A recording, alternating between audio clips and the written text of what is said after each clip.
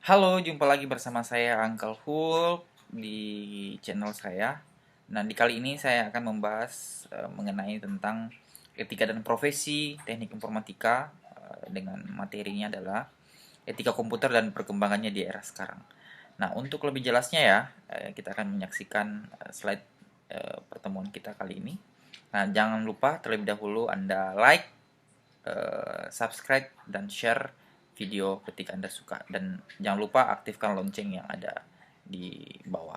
Oke, selamat menyaksikan. Assalamualaikum warahmatullahi wabarakatuh dan salam sejahtera untuk kita semua. Baiklah, pada pertemuan kali ini kita akan membahas tentang etika dan profesi teknik informatika. Untuk sub pokok pembahasannya mengenai tentang etika komputer, sejarah dan perkembangannya. Baiklah, kita akan melihat slide berikutnya. Nah, di era 1940-an sampai 1950-an, yang diawali dengan penelitian Norbert Weyr Prof dari MIT ya, tentang komputasi pada meriam yang mampu menembak jatuh pesawat pada Perang Dunia Kedua ya. Ramalannya tentang komputasi modern yang pada dasarnya sama dengan sistem jaringan saraf yang bisa melahirkan kebaikan sekaligus malapetaka. Jadi cikal bakalnya sejarah perkembangan etika komputer ini diawali dari era 1940-an sampai 1950-an ya, pada Perang Dunia Kedua. Nah, selanjutnya di era 1960-an, ungkapan Don Parker, then when people tap the computer center, they left their ethic and the door. Dalam contoh kasus pemrosesan data, spesialis komputer bisa mengetahui data apa saja secara cepat. Jadi ini bukti bahwa etika komputer pada saat itu masih cenderung apa ya, dalam hal proses di bidang IT itu lebih ke contoh kasus pemrosesan datanya. Kemudian seiring berjalannya waktu, maka sejarah perkembangan komputer itu di era 1980-an, kemunculan kejahatan komputer. Ya, ini sudah masuk kepada cikal bakal munculnya virus, kemudian authorized login, etc. Jadi sudah mulai ini dikenal di 1980-an itu tentang virus. Dan studi perkembangan menjadi suatu diskusi serius tentang masalah etika komputer. Nah, sehingga lahirlah buku Komputer Etik Jones 1985, di mana buku ini membahas mengenai tentang etika komputer ya, yang lebih secara terperinci. Kemudian di era 90-an sampai sekarang ini, implikasi pada bisnis semakin meluas berakibat kejahatan komputer merajalela ya. Lahirnya forum-forum yang mempeduli pada masalah tersebut. Nah, di tahun 1990-an sudah lahir Ethicom by Simon Rogerson,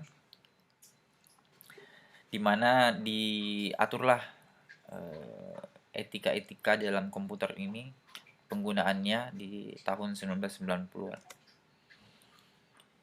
Nah, kemudian sebagai negara yang tidak bisa dilepaskan dari perkembangan etika komputer, Indonesia pun tidak mau ketinggalan ya dalam proses etika di dalam penggunaan komputer.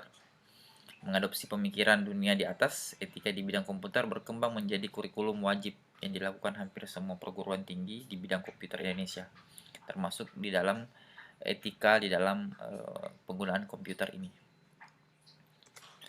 Nah, dalam isu-isu etika komputer terdiri dari beberapa kejahatan komputer, yakni kejahatan yang dilakukan dengan komputer sebagai basis teknologinya, termasuk virus, spam, penyadapan, carding, denial of service atau DDoS, kemudian melumpuhkan target.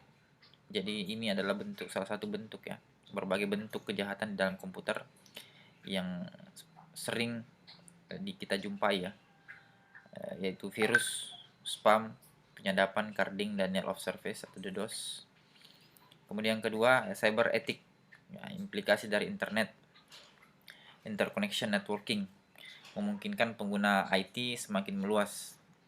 Nah, kemudian tak terpetakan ya, tak teridentifikasi dalam dunia anonymous.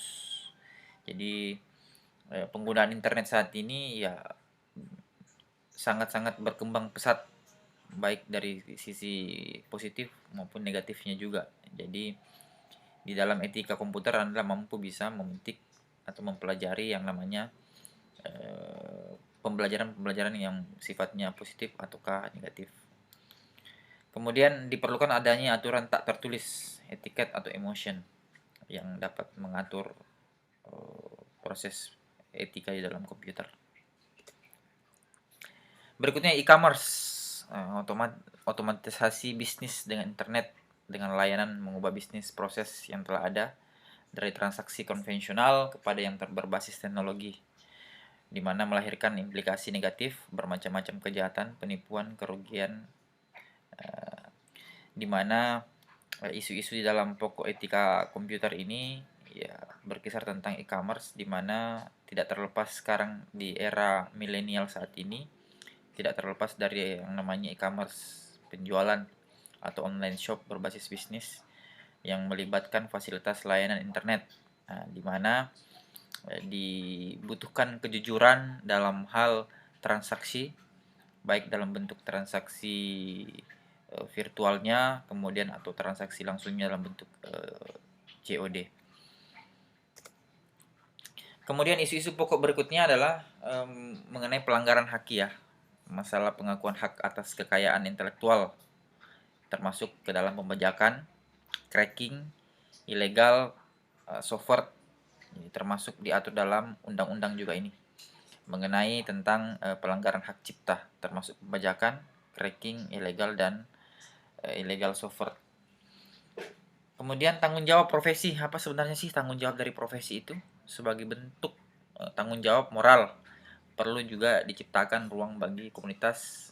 Nah, di Indonesia sendiri dibentuklah komunitas IPKIN atau Ikatan Profesi Komputer Informatika tahun 1974, di mana mengatur tentang etika-etika di dalam komputer itu sendiri.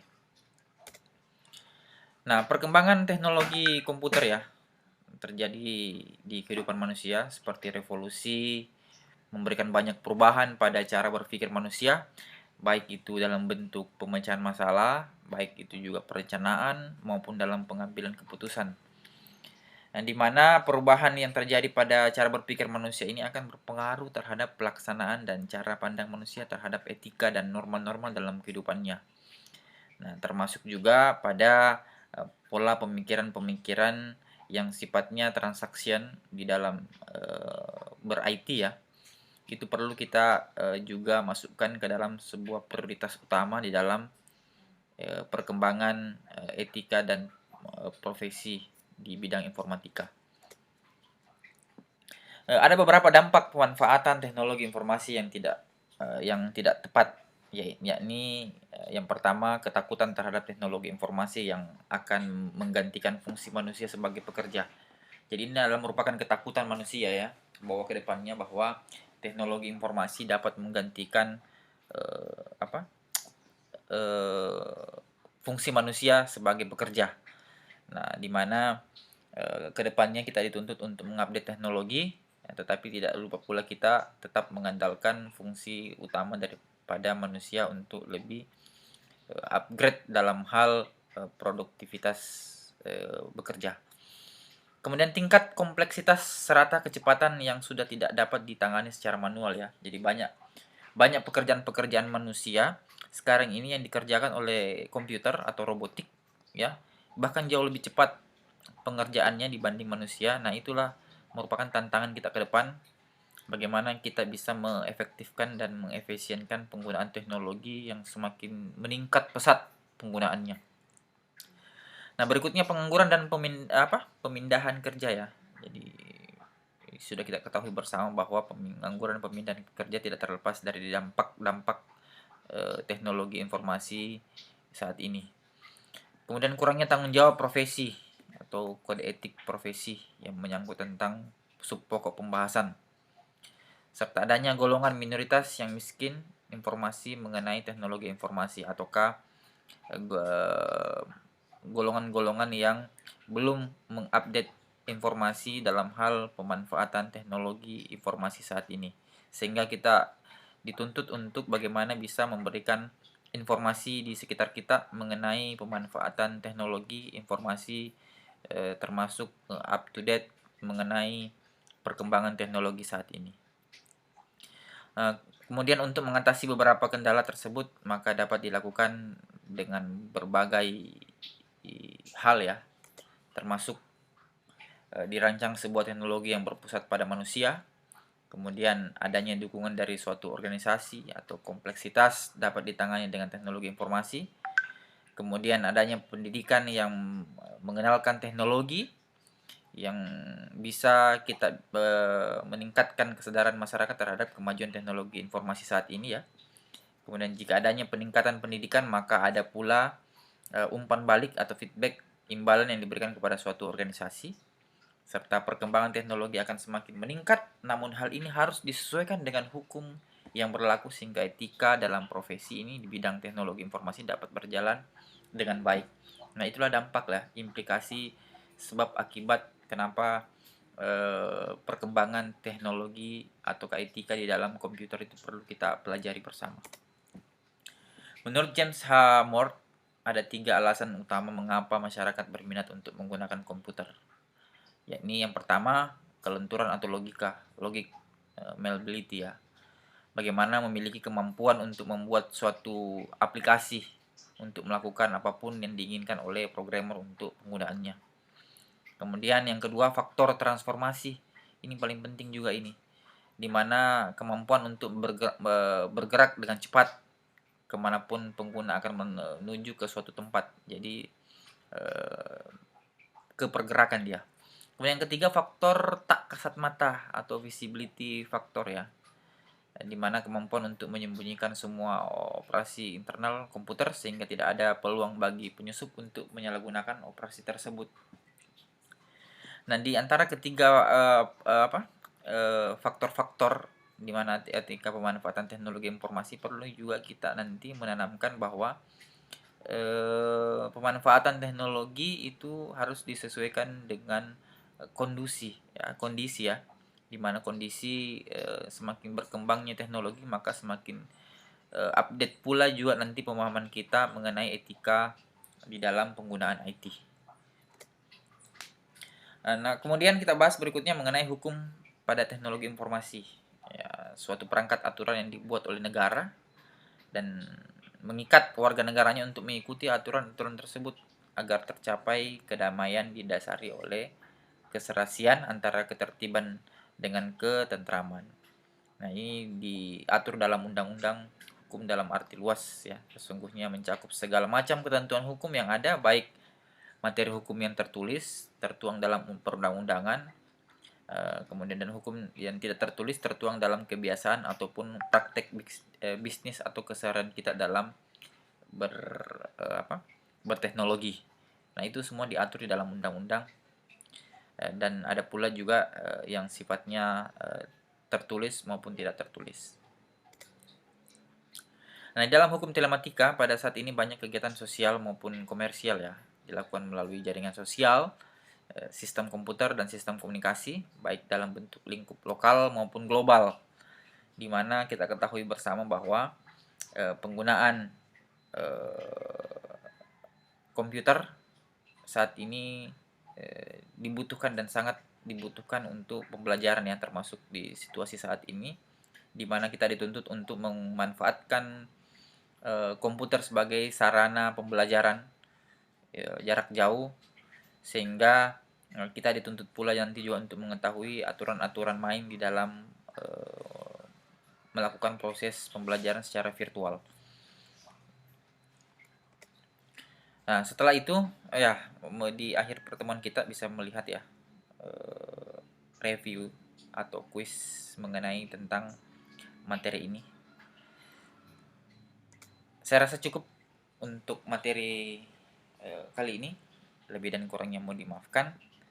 Dengan ucapan alhamdulillahirrahmanirrahim. Jangan lupa like dan subscribe dan share. Assalamualaikum warahmatullahi wabarakatuh.